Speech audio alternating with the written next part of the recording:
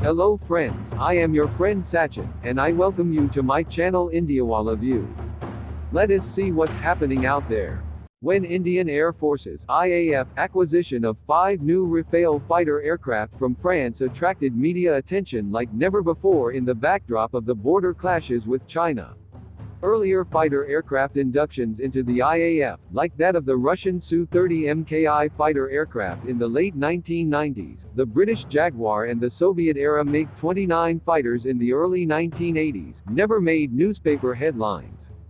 Today, television channels bombard Indian society with details about fighter aircraft capabilities like avionics, stealth, weapon payload, flying range, mid-air refueller and maneuverability. The IAF has 33 fighter aircraft squadrons. Each squadron has 16 aircraft plus 2 trainer aircraft, which are 2-seaters. This amounts to over 500 fighter aircraft, which is adequate strength to ensure the air defense of Indian airspace against both Pakistan and China. The IAF's sanctioned strength is a force level of 42 fighter squadrons to fight a two-front war, with Pakistan and China simultaneously. But how logical is the rationale for a 42-squadron fighter aircraft fleet today in the context of aircraft mid-life upgrades, attack helicopters, airborne warning and control system platforms? The industry icon and Indian aviation pioneer J.R.D. Tata, who held the honorary 2-star General IAF rank of Air Vice Marshal, headed a committee in the early 1960s to study the requirements for a fighter aircraft fleet. Its recommendations made the government authorize a force level of 42 fighter squadrons to counter threats from erstwhile West Pakistan, East Pakistan and China. At that time, the IAF flew World War II vintage US-built Liberator bombers, among others, and the MiG-29, the workhorse of the fighter fleet, was yet to join service. Subsequently, the mainstay of the IAF's 42 squadron strength was the Soviet-era MiG-29 aircraft and its variants with different weapon payloads or armament carrying capacities. These aircraft were used for air defense as well as strike and air-to-ground missions. Now, almost all of them have been retired from IAF squadron service, except 3 modified MiG-29 bis Bison squadrons. These aircraft, too, will exit the IAF over the next few years. The IAF's fighter fleet now consists of the MiG-29 bis, the Jaguar, the French Mirage 2000, MiG-29, Sukhoi-30 MKI and the indigenous Tejas light combat aircraft, the last in squadron service since 2018, besides the British Hawk, inducted in 2004. The MiG-29 bis, Jaguar, Mirage 2000 and MiG-29 have all undergone mid-life upgrades, which involved embedding their avionics with superior hardware and software to improve weapon payload, navigation and radar capabilities. These provided the aircraft with superior firepower, accurate weapon delivery, modern avionics for pilot-friendly navigation and better communication with ground and other flying platforms. It categorizes them as 4th generation or 4th+ generation fighters. The Rafale, with superior armament and avionics capability, is a 4th++ generation fighter aircraft.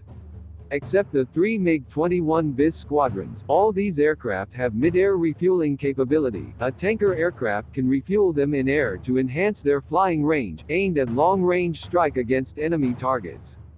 The induction of the Russian Ilyushin-78 mid-air refueler tanker aircraft in 2003 added to the force's combat capability in terms of long-range strike. The IAF's 12 squadrons of Su-30 MKI have gradually replaced the MiG-29 bis. The Su-30 MKI aircraft is superior to the MiG-29 in all aspects: weapon payload, fuel storage capacity and mission capabilities. The Su-30 MKI aircraft can carry a 8.5-ton weapon payload, while the MiG-29 bis carries only 2 tons of armament.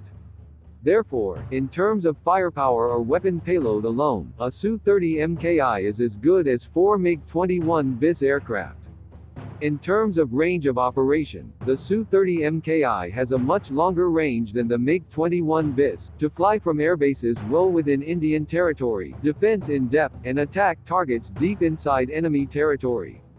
Its mid-air refueling capability enhances the Su-30 MKI's longer flying range and greater loiter time in the air.